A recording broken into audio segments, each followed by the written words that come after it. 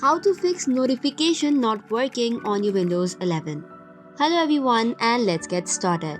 So first of all, open your settings on your device. Click on the system options from the left side of your screen.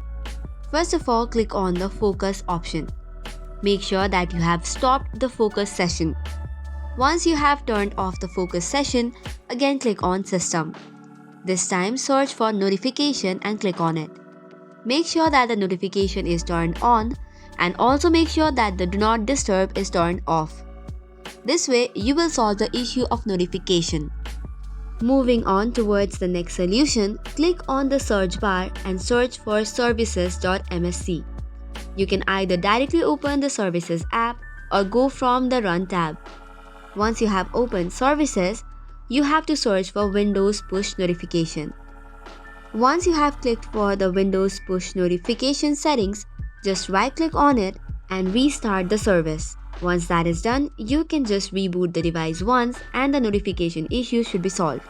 So that's all for today's video. For more such contents, do not forget to hit the like and subscribe button. Thank you and keep watching.